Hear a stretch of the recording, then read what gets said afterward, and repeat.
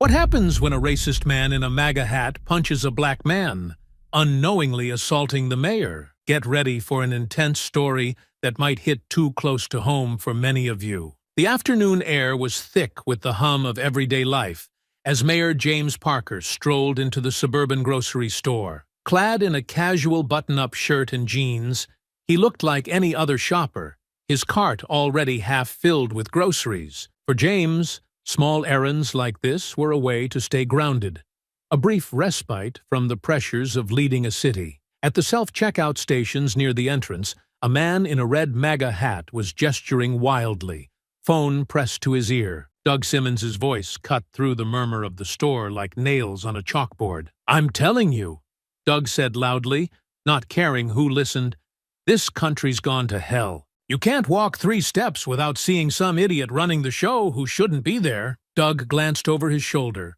locking eyes with James for a fraction of a second before turning back to his groceries. "Bet even this guy thinks he's in charge of everything now," he added, his tone casual, almost conversational. James froze, his hand hovering over a loaf of bread he was about to scan. The comment was so brazenly dismissive, so casually racist, that it caught him off guard. Straightening up, James spoke evenly, his voice carrying just enough authority to quiet the air around them. "Excuse me, but I don't think that's something you'd want to say in front of me. Or anyone else, for that matter." Doug turned, his lips curling into a smirk, as he took James in. "Relax, buddy. It's just a joke.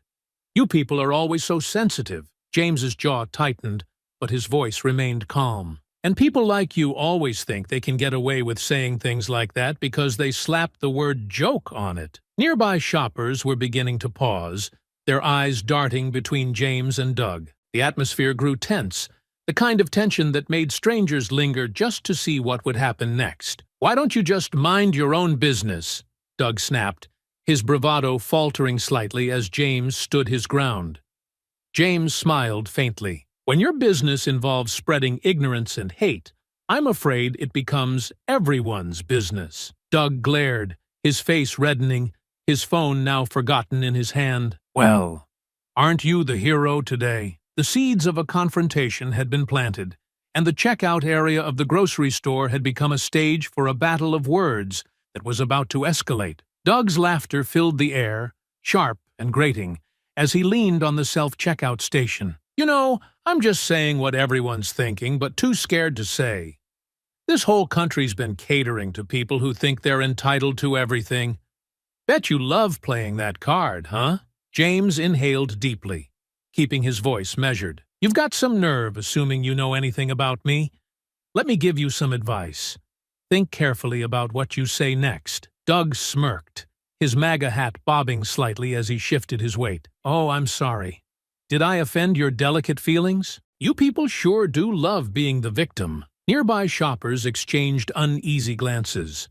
A woman with a phone discreetly tilted her screen, capturing the exchange as Kendra, the store associate, edged closer. Her hand hovered over the store phone, eyes darting nervously between the two men. James's jaw tightened, but his tone remained calm. "Victim? No, Doug. See, that's where you're wrong. People like me are survivors. We've been surviving people like you for generations." Doug's grin faltered, the edges of his smug demeanor cracking. He glanced around, noticing for the first time that all eyes were on him. "Oh, you've got an audience now, huh? Must feel real proud, stirring up drama in a grocery store." "You're the only one stirring anything," James countered, gesturing slightly toward Doug's unscanned groceries. "Maybe focus on getting that checkout to work, instead of embarrassing yourself." A small chuckle rippled through the growing crowd, and Doug's face turned crimson. "Don't get cocky," he growled. "You don't know who you're talking to." James's lips curved into a faint smile. "Funny, I was just about to say the same thing." Doug's gaze narrowed, and he took a step closer, lowering his voice. "I run Simmons Construction. Big company in town. Probably building the roads you drive on, pal. So, don't act like you're someone special." "Oh, Simmons Construction?" James said, feigning surprise. "You've got a bid with the city, don't you?" Doug blinked, momentarily thrown. "Yeah, so what? That's none of your business." James tilted his head slightly. I'd say it's very much my business. Before Doug could respond, Kendra's voice cut through the tension. Sir, she said, addressing Doug with deliberate firmness, if you're not going to check out, I'll need you to step aside for other customers. Doug turned on her, his expression twisted with irritation. Why don't you stay out of it, sweetheart? Just do your job and let me handle this. James's fists clenched at his sides, but his voice was razor sharp. Don't talk to her like that. Yeah? What are you gonna do about it? Doug snapped, leaning forward slightly, his breath reeking of hostility. James held his ground, his voice calm but laced with authority. You'd be surprised. Doug chuckled darkly, shaking his head. Oh, I get it now. You're one of those guys who thinks he's better than everyone else. I've seen your type before. Big talk, no action, just another nobody. James took a step forward, closing the gap between them. His voice dropped to a low, steady tone. Nobody, huh? Let me tell you something, Doug. People like me don't need to act better than you. The truth does all the work for us. Doug glared, his fists balling up at his sides. His voice rose again, drawing the attention of everyone nearby. The truth? The truth is, you're nothing. You think you've got it hard? Try being a white man in this country these days. No one gives a damn about us anymore. A ripple of murmurs spread through the crowd, and Kendra took another cautious step closer to James. Sir, she said, her voice a little firmer now, this isn't the place for that. If you don't leave, I'll have to call security. Doug whirled around to face her again, shouting, Call them! I've done nothing wrong. This guy's the one causing a scene, acting like he owns the place. James let out a dry laugh, folding his arms across his chest. Ironic, coming from the guy yelling at a store clerk and holding up the line. Doug's face was almost purple with rage now. He stepped even closer, practically nose to nose with James. You think you're so smart, don't you? Walking around like you're untouchable. Well, let me tell you something. You're not. Guys like me, we built this country. We'll take it back, too. James raised a single brow, his voice cool and unshaken. Take it back? Doug, it's people like you who are why it needs taking back in the first place. The crowd gasped, a few stifled laughs breaking through the tension. Doug, his pride visibly wounded, looked ready to explode, but instead he took a step back. His hands twitched as though itching for a fight, but the presence of witnesses held him at bay, at least for now. Kendra placed her hand on the store phone, speaking softly to James. Do you want me to call someone? It looks like he's about to lose it. James shook his head slightly, keeping his eyes locked on Doug. Not yet. He'll either back down or dig himself into a deeper hole. Doug, glaring at James, muttered under his breath, You don't scare me. James's reply was calm and measured. I don't need to scare you. The truth will do that on its own. The tension in the room thickened, the confrontation simmering just below a boiling point. The punch hadn't come yet, but the threat of it loomed heavy in the air. Doug's sneer grew wider as he leaned closer to James, his face a mix of mockery and rage. You sure have a lot to say for someone who doesn't know when to shut up. James stood his ground, his posture calm but unyielding. You sure have a lot of anger for someone who walked into this store without a reason to be mad. Doug barked a laugh, the sound grating and filled with venom. You think I'm mad? No, I'm just tired. Tired of guys like you who think they can walk around like they own the place. James tilted his head slightly, his voice cutting through the tension. And what exactly is it you think I own, Doug? An ability to think before I speak? I'm happy to loan you some if that's what you're missing. A few stifled laughs rippled through the crowd of shoppers now gathered near the self-checkout area. Doug's face flushed deeper, his fists clenching at his sides as he glanced around, realizing he was being watched. Laugh it up, Doug growled, his voice rising. You don't scare me. You're nothing but a loudmouth who doesn't know his place. James's brow furrowed, but his voice remained even. And where exactly do you think my place is, Doug? Because the way I see it, my place is anywhere I choose to stand. Doug's smirk faltered as the words landed. He stepped closer, his chest puffed out in an attempt to regain control of the situation. Your place is somewhere else, somewhere far from people like me who built this country. James exhaled sharply, a bitter laugh escaping him. Built this country? You mean people like you who think they're owed something just for showing up? Doug took another step forward, his voice dropping into a menacing growl. You think you're better than me? James met Doug's gaze, unflinching. No, Doug. I don't think I'm better than you. I just refuse to let you drag me down to your level. Doug's breath hitched, his eyes darting to the crowd of onlookers.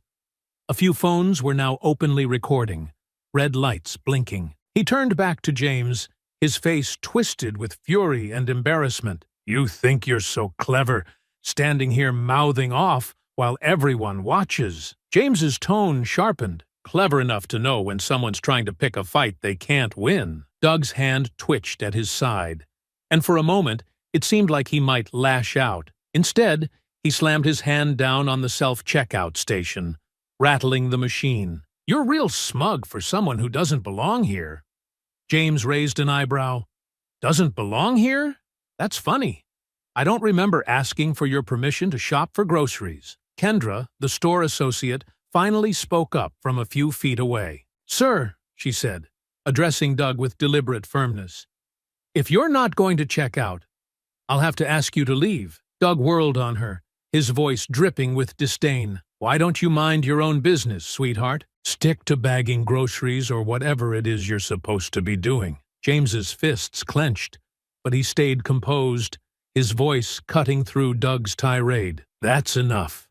You're angry, you're embarrassed, and you're trying to take it out on everyone around you. But trust me, Doug, no one here is impressed. Doug turned back to James, his face a mask of fury. You think you're so tough, don't you?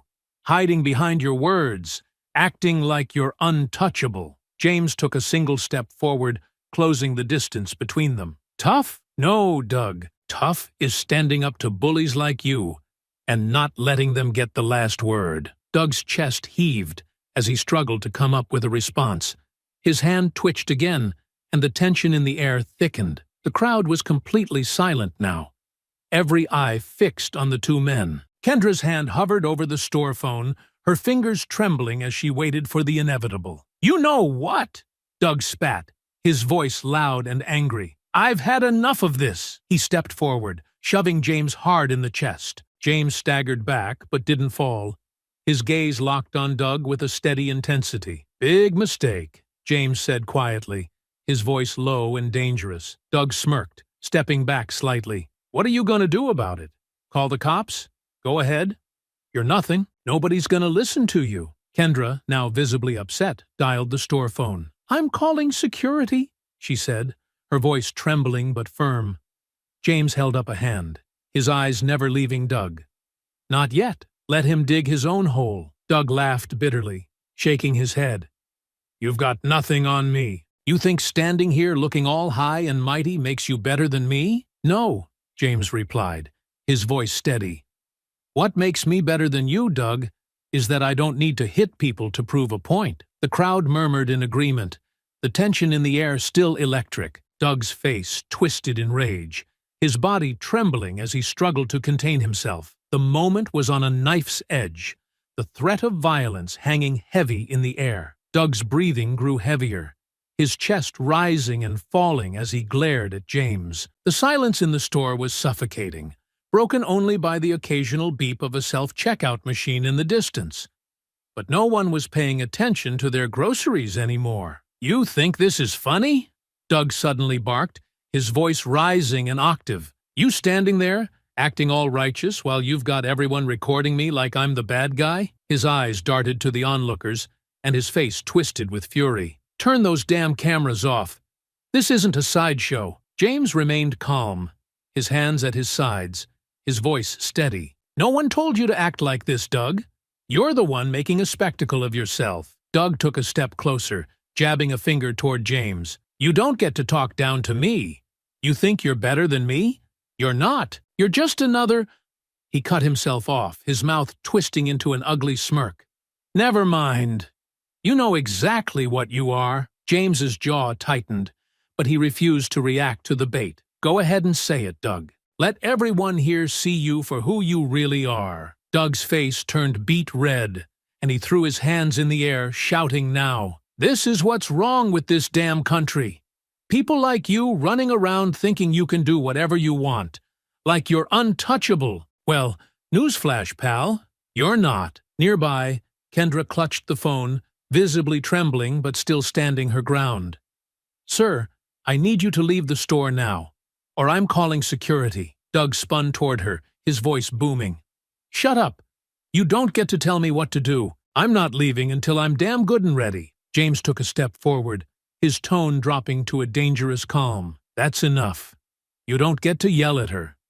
You don't get to bully anyone here. If you can't control yourself, leave before you make this worse for yourself." Doug turned back to James, his eyes wild with rage. "Worse for myself? You don't get to tell me what to do.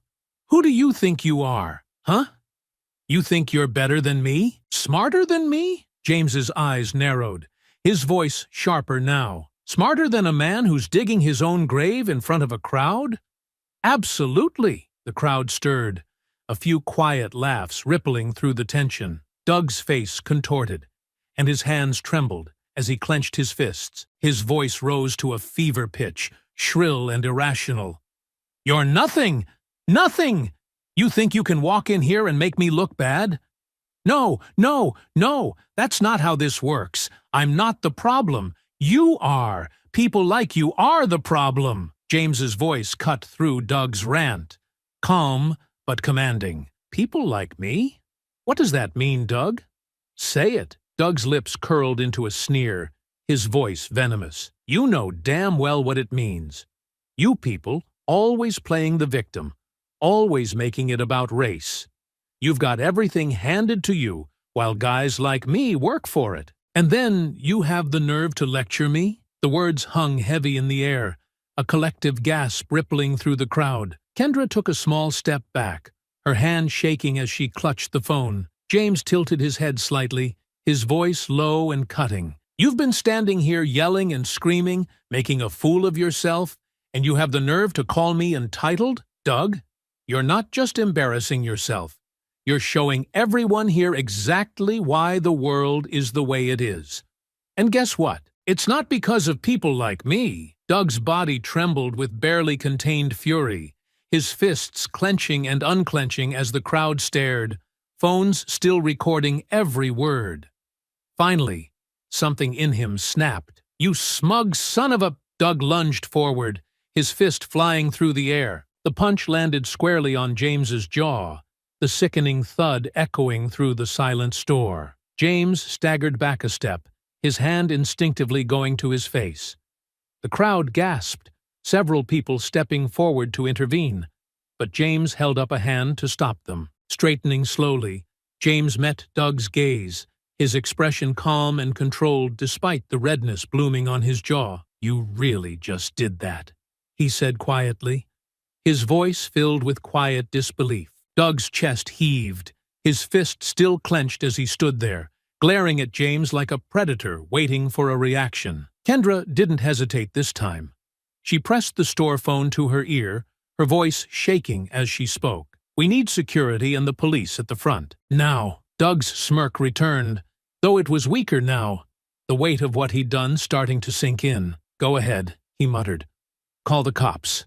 I don't care." James wiped the corner of his mouth, where a faint smear of blood had appeared. His voice was low and steady, each word carrying the weight of the moment. "Big mistake, Doug. Big mistake." The tension in the air shifted as the weight of what had just happened settled over the room. The crowd, once murmuring, fell silent, every eye fixed on Doug as the sound of approaching footsteps signaled the arrival of store security.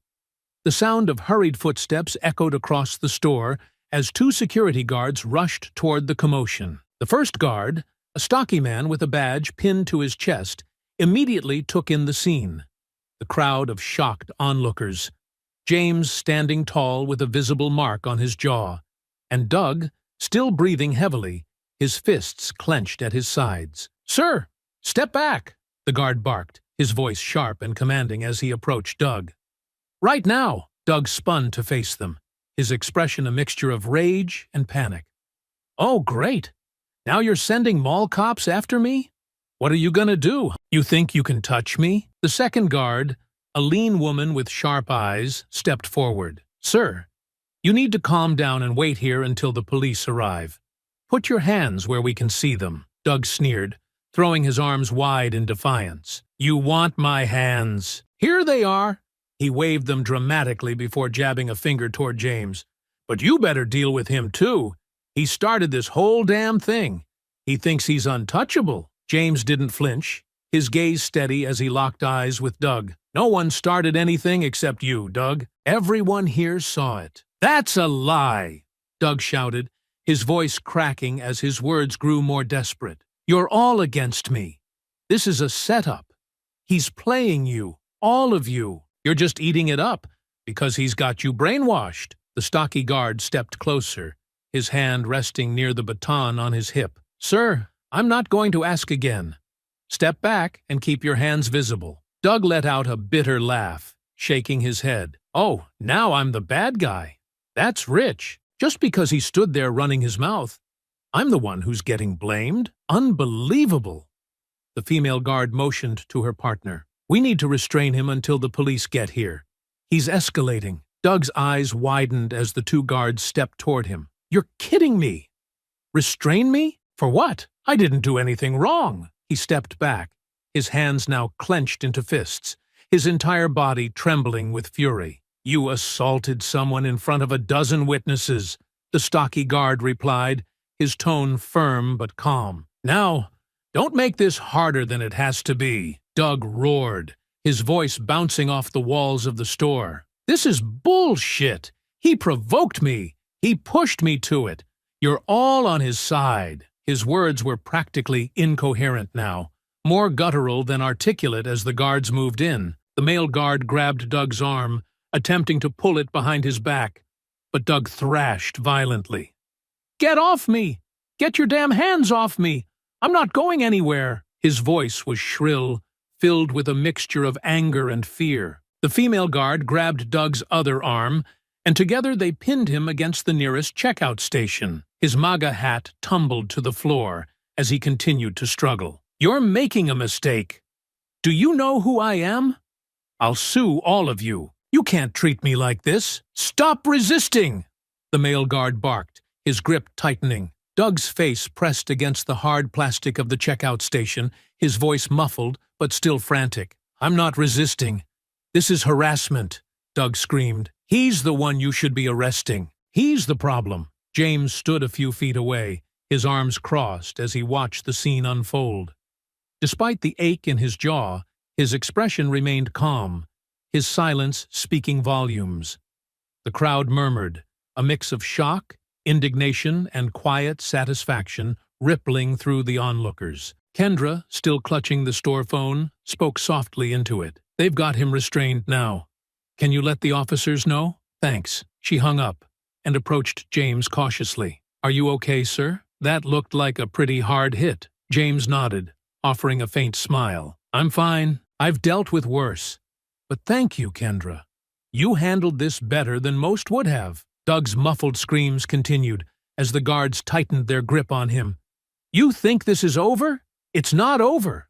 You're all gonna regret this when my lawyers get involved. I'll have all your jobs. The female guard leaned closer, her voice calm but firm. Sir, you need to stay quiet and wait for the police. The more you yell, the worse you're making this for yourself. Doug thrashed one last time, letting out a guttural growl before finally going limp, his breathing heavy and erratic. His face was beet red, his hair disheveled, and his eyes darted around wildly as if searching for someone to validate his rage. The sound of sirens grew louder in the distance, and the male guard glanced toward the entrance. Cops are here. Let's keep him restrained until they take over. James took a deep breath, glancing at Kendra. Thank you for calling them. You did the right thing. Kendra's lips tightened into a small smile. Someone had to. People like him don't get to just walk away from this. The sirens wailed louder as the police arrived, their presence signaling the next phase of the confrontation.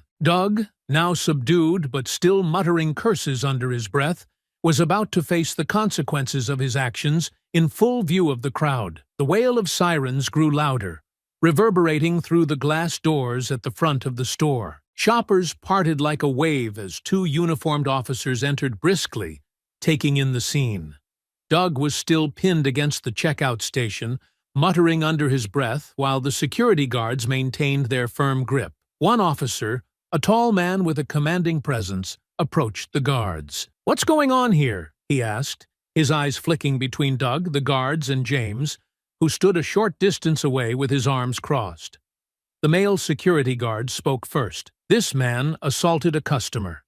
He's been resisting us since we intervened. Witnesses and video footage confirm what happened." Doug's head shot up, his face red and glistening with sweat.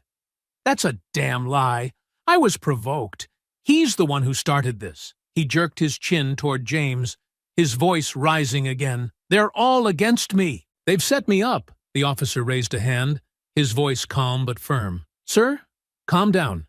You'll get your chance to explain." He turned to the crowd, addressing the nearest witnesses. "Can anyone confirm what happened here?" Kendra stepped forward, her phone in hand. "I saw the whole thing. That man," she pointed to Doug, "shoved and punched him." She glanced at James, her voice steady. "He didn't do anything to provoke it.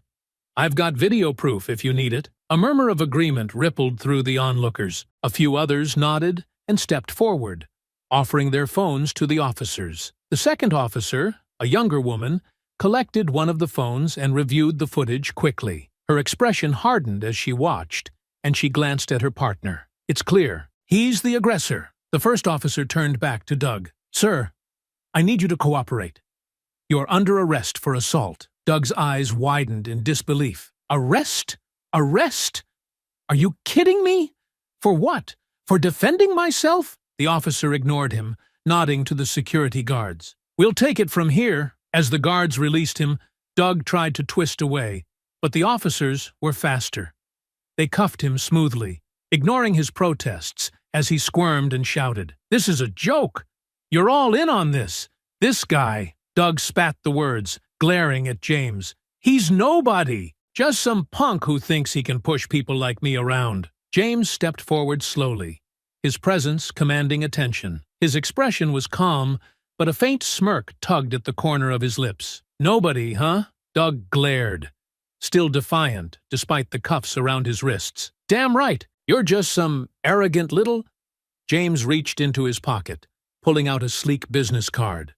Holding it up between two fingers, he let the light catch the embossed lettering before handing it to the arresting officer. The officer's eyes flicked to the card and then widened slightly in recognition. He straightened, his tone shifting to one of respect. "Mayor Parker." A ripple of murmurs passed through the crowd, shoppers exchanging wide-eyed looks as the weight of the revelation hit. Phones shifted angles to capture the moment as Doug froze, his mouth hanging open in stunned disbelief. What did he just say?" Doug stammered, his voice cracking. James crossed his arms, his smirk widening. "That's right, Doug. You just assaulted the mayor of this city." Doug's jaw worked, but no sound came out. His face turned an alarming shade of red as he sputtered, "No, you're lying. This can't—" "Oh, it's true," James interrupted smoothly, his tone sharp enough to cut. "You've spent the last 15 minutes shouting at the top of your lungs, digging yourself into a hole in front of an entire store full of witnesses. And now, you're finding out you couldn't have picked a worse target for your little tantrum." The officer holding Doug adjusted his grip. "Mayor Parker, would you like to press charges?" James nodded without hesitation. "Absolutely. People like Doug need to understand there are consequences for their actions." Doug tried to twist around to face James, his voice frantic now.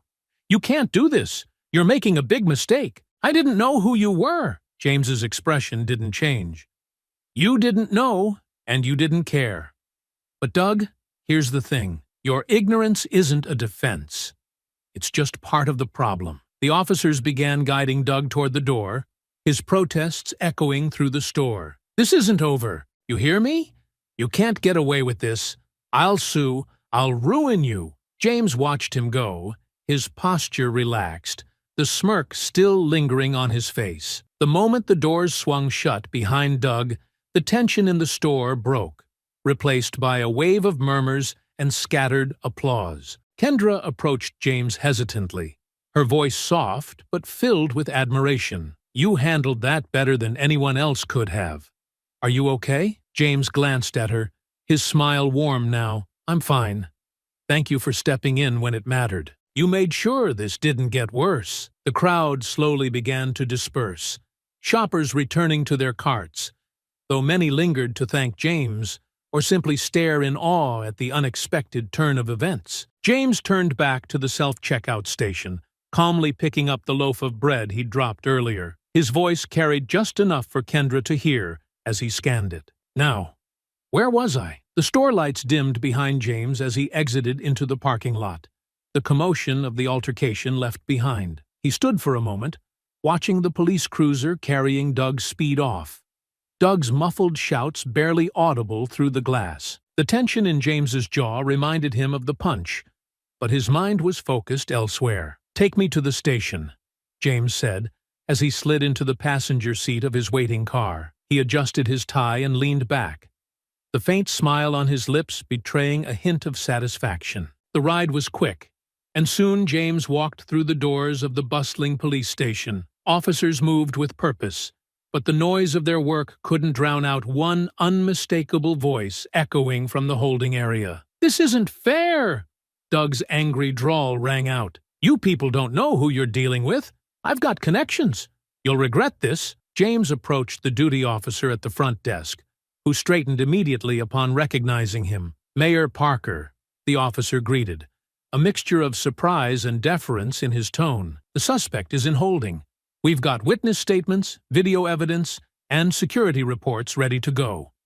We're processing the charges now." "Good," James replied calmly. "I'd like to see him." The officer hesitated before gesturing down the hall. "Right this way, sir." The closer James got to the holding area, the louder Doug's voice became, his words a chaotic mix of insults and self-pity. "This is a setup. That guy provoked me. You're all gonna pay for this when my lawyers get involved." James stepped into view, his hands in his pockets, his expression calm and unreadable. Doug froze mid-rant, his face a mix of fury and disbelief as his eyes locked on James. "You!" Doug spat, rushing to the bars. "What the hell are you doing here? You here to gloat?" James stopped a few feet away, tilting his head slightly. "Not at all, Doug. I'm here to make sure everything is handled properly. Accountability's important, don't you think?" Doug gripped the bars, his knuckles white as his face turned red. "Accountability? You've got some nerve talking about accountability. You provoked me. This is your fault." James raised an eyebrow, his tone as steady as ever. "Doug, you threw the punch. You shouted racial slurs in a grocery store. All I did was stand there and let you show everyone who you really are." Doug's face darkened further, his voice dropping to a menacing growl. "You don't know who you're messing with. I own Simmons Construction. You know how much money I make? How many people I employ? I've got a bid in with the city right now for a multi-million-dollar project.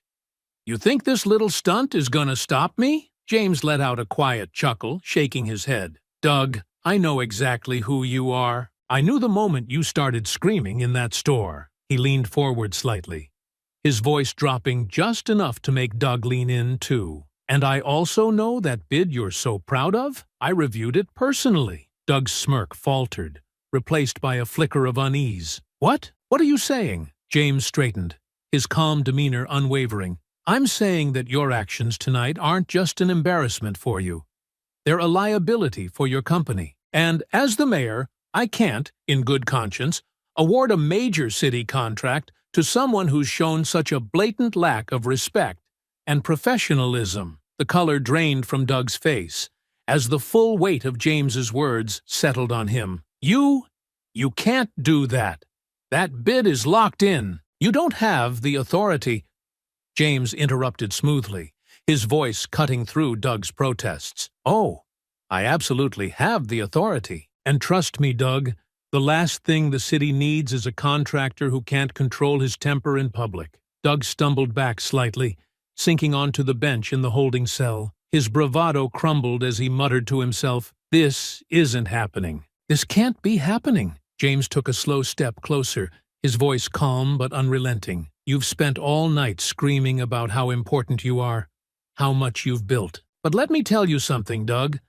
Tonight, all anyone is going to remember is how quickly you tore yourself down." Doug's head snapped up, his face flushed with desperation. "Look, I didn't know who you were, okay? I didn't mean for things to get out of hand. You've got to give me a break here." James tilted his head slightly, his tone sharp. "A break, Doug? You didn't care who I was when you were shouting insults in that store. You didn't care when you threw that punch. And now you expect me to care about your excuses?" The officer who had escorted James stepped forward. "Mayor Parker, the charges have been finalized.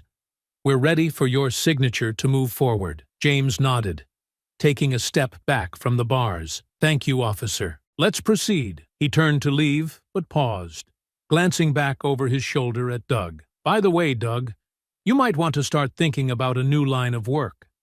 Something tells me this city won't be needing your services anytime soon." Doug sputtered, his words incoherent as James walked away. His protests echoed faintly behind him as James exited the holding area, the corners of his mouth curving into a faint, satisfied smile. The next morning, the video of the grocery store confrontation was everywhere. Recorded from multiple angles by shoppers, the footage showed Doug yelling, shoving, and eventually punching James. The audio captured every detail: Doug's racial slurs, his unhinged accusations, and his loud declarations about people like you ruining this country. The video ended with security pinning Doug to the counter as bystanders murmured in disbelief. By noon, the story had spread to major news outlets. Headlines like "Local contractor arrested for assaulting mayor" and "Caught on camera. Racist outburst leads to arrest" dominated TV and social media. Doug's face, distorted with rage, was impossible to miss. His words were dissected in talk shows and online comment sections, with commentators pointing out the irony of his behavior given his company's reliance on city contracts. James's phone buzzed continuously with messages of support from colleagues, friends, and community leaders. His press secretary had already scheduled a statement for later that day.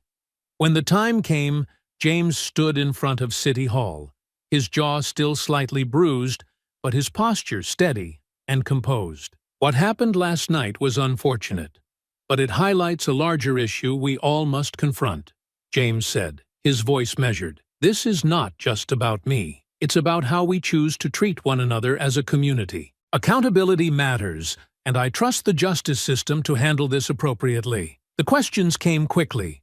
Reporters asked about Doug, the city bid, and whether this would affect future projects. James's response was firm. "The city holds contractors to the highest ethical standards. Professionalism and respect are non-negotiable. Based on the events last night, Simmons Construction's pending bid is now under review." The message was clear. Doug's behavior wasn't just a personal failure, it was a professional liability. By evening, the repercussions were in full swing. Simmons Construction's website and social media pages were flooded with angry comments, calls for boycotts, and demands for accountability. Within hours, one of Doug's largest clients announced they were terminating their contract. "We do not condone the behavior displayed by Mr. B. Fowler Simmons," their statement read. Other clients quickly followed suit. By the next morning, Doug's company was in freefall. Local businesses severed ties, and Doug's business partners issued a statement condemning his actions. The financial fallout was immediate. Without the city bid or its major contracts, Simmons Construction faced insolvency. Outside City Hall, James attended a community fundraiser. The crowd greeted him with applause, their admiration for his composure evident. Throughout the evening, attendees approached him to express their support. An older woman shook his hand firmly, her eyes filled with gratitude. "Thank you for standing up to people like that," she said. "You showed everyone how to handle hate with dignity." James smiled, nodding. "Sometimes the best response to anger is calm. Letting people show who they are can be more powerful than anything you could say back. Meanwhile, Doug sat alone in his office at Simmons Construction. The blinds were drawn, blocking out the protesters gathered outside. Their signs read, "No racists in our city," and "Hold Doug Simmons accountable." Doug slammed his fist on his desk, the sound echoing in the nearly empty room. Most of his staff had called in sick, unwilling to be associated with the scandal. His phone buzzed relentlessly with calls from reporters and former clients. He ignored them all, his focus on the letter in his hand. His bank had suspended the company's line of credit, citing reputational risk. Without it, Simmons Construction couldn't sustain its current projects. Doug stared at the letter, the words blurring together. The city bid had been his shot at redemption, a multi-million-dollar contract that could have secured his company's future. Now, it was gone. James, back in his office at City Hall, spent the evening reviewing paperwork and reflecting on the day's events. The swift fallout from Doug's actions felt like a step forward, a sign that accountability was no longer optional. Still, there was a lingering sadness, not for Doug, but for the underlying issues his behavior represented. His phone buzzed with a message from a local activist. "Thank you for standing up to hate. You inspire us to keep fighting." James set the phone down, smiling faintly. The incident had reminded him of the responsibility he carried, not just to lead, but to set an example. Sometimes leadership wasn't about grand speeches or sweeping policies. It was about how you handled the moments that tested your character. The next morning, Doug released a video statement from his office. His face was pale, his voice shaking. "I made mistakes," he said. "I let my anger get the best of me, and I deeply regret my actions. To Mayor Parker and the citizens of this city, I am truly sorry." The apology fell flat. The damage was already done, and the public wasn't forgiving. Comments under the video called out his lack of sincerity, accusing him of trying to salvage what little he had left. James watched the video later that day, his expression unreadable. He didn't need to respond. Doug's downfall had spoken for itself. The weeks following the grocery store incident were relentless for Doug Simmons. The initial media firestorm hadn't subsided. If anything, it had intensified. News outlets continued to replay the damning footage, dissecting every word and action. Doug's face had become synonymous with public outrage, his outburst representing everything the city wanted to leave behind. Simmons Construction had officially shut down its offices. Protesters camped outside for days, their chants echoing through the empty halls. The few employees who hadn't resigned outright quietly slipped away, unwilling to be associated with Doug's name. Clients terminated contracts faster than Doug could respond, leaving him scrambling to salvage what little remained of his once thriving business. Meanwhile, preparations for Doug's trial were underway. Charged with assault, disorderly conduct, and verbal harassment, Doug faced mounting legal fees and a grim future. The trial promised to be a public spectacle, with journalists vying for seats in the courtroom and commentators speculating on every angle. James Parker's role as both victim and mayor added a layer of complexity to the proceedings. As a public figure, his every move was scrutinized, yet his calm and measured responses only bolstered his reputation. When asked by reporters if he harbored anger toward Doug, James replied with characteristic poise, "Anger solves nothing. I trust the justice system to handle this fairly. And my focus remains on serving this city." The morning of the pre-trial hearing arrived with brisk fall air and a palpable tension outside the courthouse. Protesters and supporters gathered on opposite sides of the street, their signs and chants competing for dominance. On one side, placards read, "Justice for James" and "Accountability Matters." On the other, a smaller but vocal group clung to signs reading, "Free Doug" and "This is a witch hunt." Doug shuffled into the courthouse, flanked by his lawyer and an assistant carrying a stack of files. His once confident swagger had been replaced by a hunched posture and darting eyes. His suit, though tailored, looked out of place on a man so visibly broken. Inside the courtroom, the atmosphere was tense.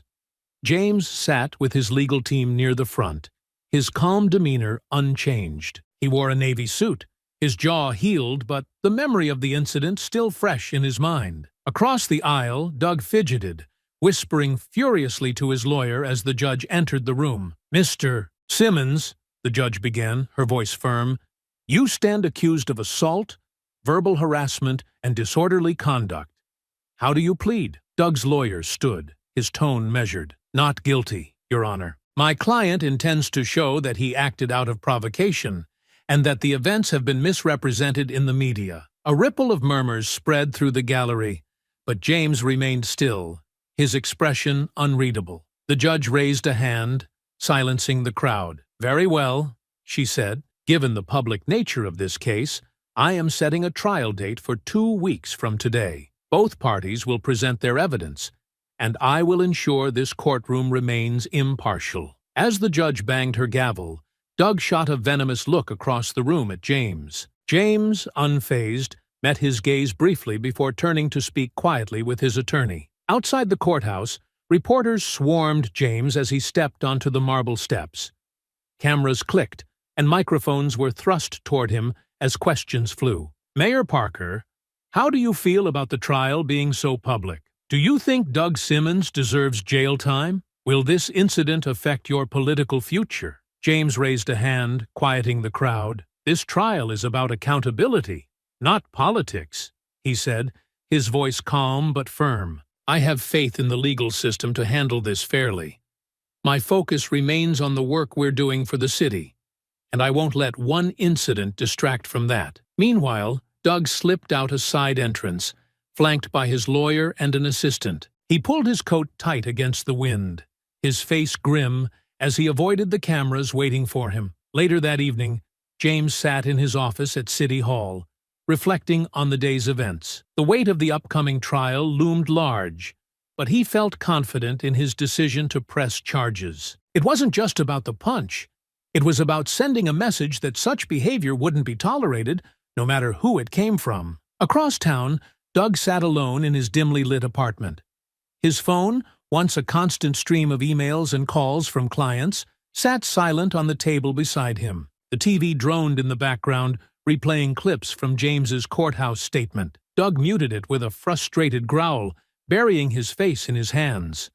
His lawyer had warned him that the trial would likely result in a conviction, given the overwhelming evidence against him. But Doug couldn't shake the feeling that he had been wronged, that somehow this was all someone else's fault. As the city prepared for the trial, the divide between Doug's few remaining supporters and the broader community grew starker. For most, Doug's behavior had become a cautionary tale, a reminder of how quickly arrogance and hatred could lead to one's downfall. For James, the trial wasn't just about personal justice. It was an opportunity to reaffirm the city's values and set an example for how to confront hate with dignity and resolve. The courtroom was packed on the first day of Doug Simmons's trial. Rows of onlookers filled the gallery, a mix of journalists, activists, and curious citizens eager to witness the proceedings. The judge, a stern woman with piercing eyes and an air of authority, presided over the courtroom with an unwavering demeanor. Doug sat at the defense table, flanked by his lawyer, his face tight with tension. His once proud demeanor had been replaced by a nervous energy, his fingers tapping anxiously on the table. Across the room, James Parker sat calmly with his legal team, exuding the same quiet confidence that had carried him through the entire ordeal. The prosecution opened with a compelling statement, painting a clear picture of Doug's actions that night. "This is not a case of misunderstanding or misjudgment," the prosecutor said. "This is a case of deliberate aggression, fueled by prejudice and anger. The defendant not only verbally harassed the mayor, but escalated his hostility to a physical assault." Doug's lawyer countered, attempting to shift the narrative. "This case is about context," he argued. "My client was provoked, subjected to an environment that led to an unfortunate lapse in judgment. He regrets his actions deeply and asks for your understanding." The first witnesses were called, starting with Kendra, the grocery store employee who had been at the center of the confrontation. Dressed professionally, she approached the stand with a calm yet resolute demeanor. "Kendra," the prosecutor began, "can you describe what you witnessed that night?" "Yes," she said, her voice steady. Doug Simmons started yelling at Mayor Parker in the self-checkout area. He made several racist comments and got more aggressive when the mayor didn't respond the way he wanted. It wasn't long before he shoved him and then punched him. The defense attorney stood, his tone probing. "Kendra, would you say that tensions were already high in the store that evening? Perhaps both parties were irritable?" Kendra didn't flinch. "No. The only one who was out of control was Mr. Simmons. Mayor Parker didn't raise his voice once.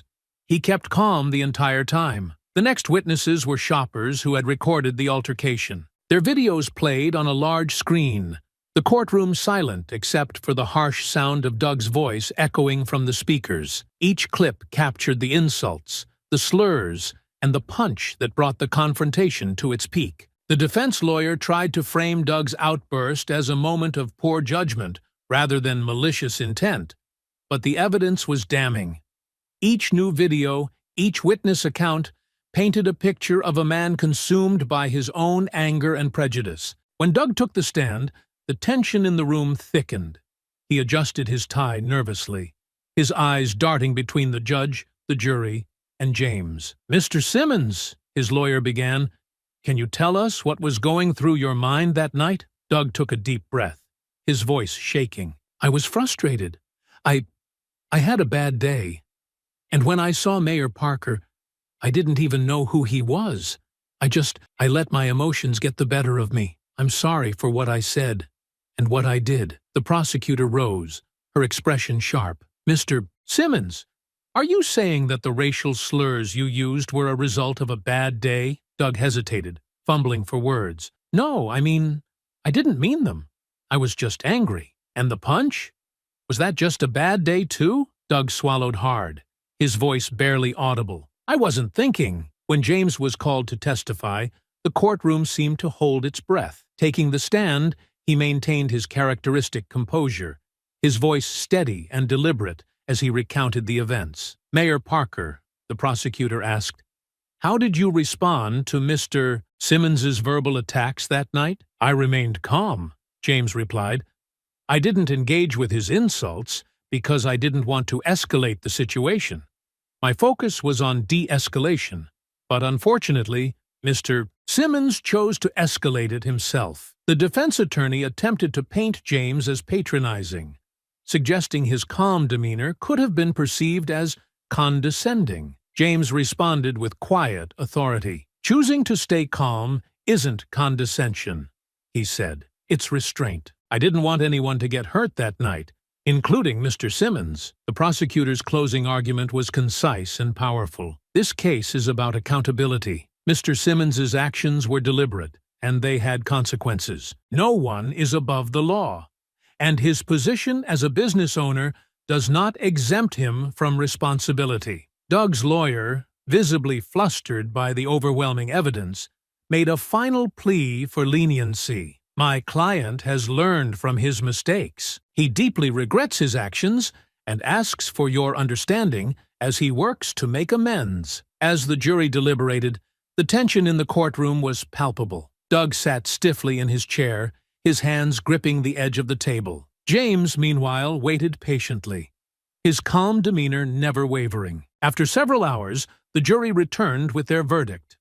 The foreperson rose, clearing her throat as she read aloud. "We, the jury, find the defendant, Douglas Simmons, guilty on all charges." The judge's gavel struck the wood, signaling the end of the trial. Doug's shoulders sagged as the weight of the verdict settled over him. As James left the courtroom, reporters swarmed him with questions. "Mayor Parker, how do you feel about the verdict?" James paused, his voice firm but measured. "Justice was served today. I hope this case serves as a reminder that words and actions have consequences. We all have a responsibility to treat each other with respect, regardless of our differences." He stepped into the brisk air outside the courthouse, the crowd parting to let him through. For Doug Simmons, the trial was over, But the consequences of his actions were just beginning. Doug Simmons sat in his dimly lit apartment, the walls closing in on him as the events of the past few weeks replayed endlessly in his mind.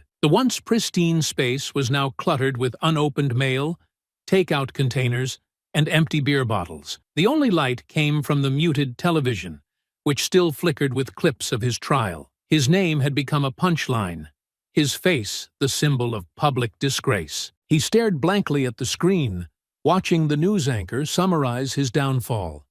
Doug Simmons, the former owner of Simmons Construction, was found guilty on all charges in his highly publicized trial. The conviction marks the end of a man once considered a respected business figure in the city, now reduced to a cautionary tale of anger and prejudice. Doug's jaw clenched, his teeth grinding audibly. Respected? He had been more than respected. He had been successful, powerful. He built things, real things, while people like James Parker sat behind desks making speeches. How could everything have unraveled so quickly? He grabbed his beer bottle and hurled it across the room, watching it shatter against the wall. The sound barely registered over the pounding in his ears. This wasn't supposed to happen. He was the victim here. That smug mayor had set him up, turned everyone against him. Doug stood abruptly, pacing the room. His mind raced with thoughts of revenge, of ways to reclaim his reputation. He couldn't let this be the end. But every avenue he considered was blocked. His company was gone, his contracts canceled, his bank accounts frozen. The city had blacklisted him, and no one would take his calls. The protests outside his apartment had only just stopped, though he still couldn't bring himself to go outside. The few times he had tried, someone recognized him. A neighbor, a stranger on the street, and the glares and muttered insults sent him scurrying back inside. Even his closest allies had abandoned him. His business partners had issued a public statement distancing themselves, and his lawyer had quietly suggested he stop calling after the trial ended. Doug was alone, and he hated every second of it. His phone buzzed on the table, the screen lighting up with another notification. He snatched it, expecting another barrage of hate-filled messages or mocking memes. Instead, it was a news alert. Simmons Construction officially declares bankruptcy following court verdict. Doug's grip tightened on the phone as he read the headline, his hands shaking with rage. Bankruptcy. His legacy reduced to a headline. The company he had spent decades building was gone, its name now synonymous with failure and disgrace. He slammed the phone down, his breaths coming in shallow gasps. It wasn't fair. None of this was fair. If James Parker hadn't been there that night, if Doug hadn't been provoked, none of this would have happened. Doug's thoughts spiraled further, his mind grasping for someone to blame. The mayor, the store clerk, the bystanders with their phones, all of them had conspired against him. They wanted to see him fall. He stormed over to his desk, pulling open a drawer and rifling through its contents. Amidst old papers and scattered office supplies, he found the business card James Parker had handed him that night, the one that revealed his true identity. Doug stared at the card, his vision blurring with anger. The smooth lettering, James Parker, Mayor, seemed to mock him. He clenched the card tightly in his fist, crumpling it as if that would erase the man's name from his life. His mind churned with fantasies of confrontation, of walking into City Hall and demanding an audience. He imagined shouting down James in front of his staff, exposing the man for what he believed him to be, a fraud, a manipulator. But reality clawed its way back into Doug's thoughts. He knew he had no power left. No one would listen to him. The courts had already spoken, the public had moved on, and James Parker was untouchable. The realization hit Doug like a physical blow, his knees buckling as he sank into the nearest chair. He buried his face in his hands, his shoulders shaking with silent rage. For the first time, a small voice in the back of his mind whispered what he had refused to acknowledge. This wasn't anyone else's fault. The words, the actions, the punch, those were his choices. But that voice was drowned out almost immediately by the familiar swell of indignation. No, he thought bitterly. They'd pushed him to it.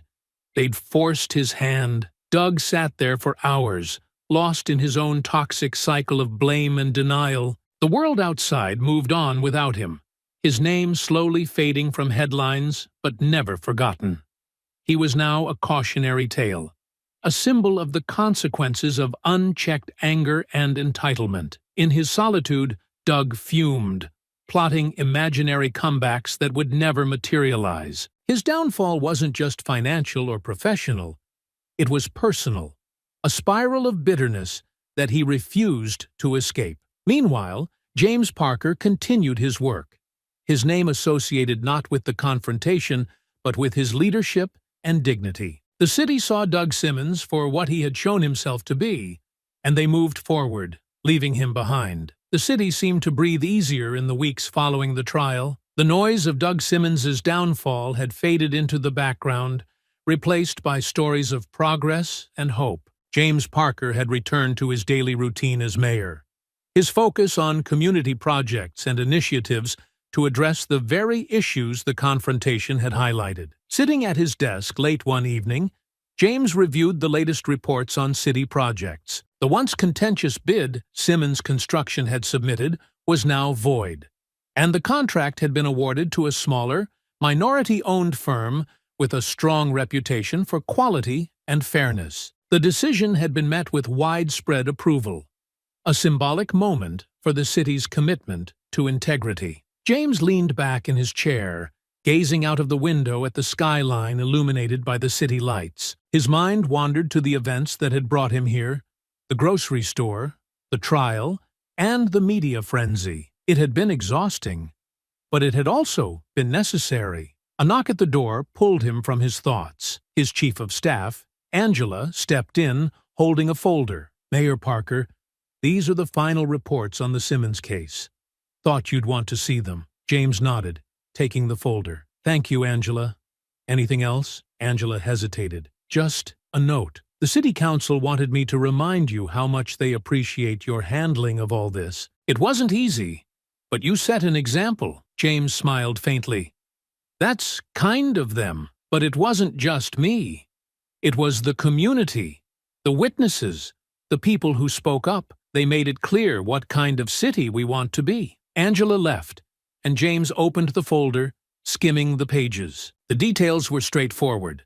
Doug had been sentenced to community service and a hefty fine.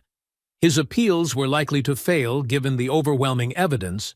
Simmons Construction was officially dissolved, and Doug's personal finances were in ruins. The once proud businessman was now a man defined by his fall, a cautionary tale of arrogance and prejudice. Across town, Doug sat alone in his apartment. The protests outside had stopped, but the silence was more damning. His phone remained quiet. No calls from allies or clients. The few friends who had stood by him initially had slowly distanced themselves, unwilling to share in his disgrace. He scrolled through social media, each post and comment another stab at his wounded pride. Clips of the trial were still circulating, accompanied by sharp critiques of his behavior. Some posts mocked him mercilessly, while others dissected his actions with cold detachment. Doug's hand trembled as he closed the app, the weight of his choices pressing down on him like a physical force. The city had moved on, but Doug hadn't. He clung to his bitterness, his anger at James Parker festering with each passing day. Yet deep down, beneath the layers of blame and denial, a small part of him knew the truth. He had done this to himself. The realization was fleeting, quickly drowned out by another wave of indignation. James, meanwhile, found himself at the grocery store one evening, returning to the place where it had all begun. As he walked through the aisles, he exchanged smiles and nods with shoppers. Many recognized him and offered words of support. At the self-checkout station, Kendra, the cashier from that fateful night, approached him. "Mayor Parker," she said with a wide grin, "it's good to see you again." James returned the smile. "Kendra, I hope things have been quieter since that night." She laughed softly. "Quieter? Yes, but I'll never forget it. You handled yourself with so much grace. Not many people could have done that. James's expression turned thoughtful. Sometimes the best response to anger is calm. Letting people reveal who they are is more powerful than any argument. Kendra nodded, her admiration clear. Well, I just wanted to say thank you for standing up for what's right and for showing everyone how to handle hate with dignity. James paid for his items and left the store, the cool evening air greeting him as he stepped outside. He paused for a moment, looking up at the stars scattered across the night sky. The confrontation, the trial, and Doug's downfall were chapters of a story that had tested him in ways he hadn't anticipated. But they had also reinforced his belief in the city's potential for growth and accountability. As he walked to his car, his phone buzzed with a message. It was from a young activist he had met during a recent community event. "Thank you for everything, Mayor Parker. You've shown us how to lead with strength and grace." James smiled, slipping the phone back into his pocket. The work was far from over, but moments like this reminded him why he had taken on the responsibility in the first place. Leadership wasn't just about policies or speeches. It was about showing up, standing firm, and setting an example, even when it wasn't easy. Doug Simmons had fallen, his own actions bringing him to ruin. But James's focus wasn't on the past or on Doug's failures. It was on the future and the people of his city, who deserved leaders who stood for justice, integrity, and hope. With that thought, James started his car and drove into the night, ready to face whatever came next.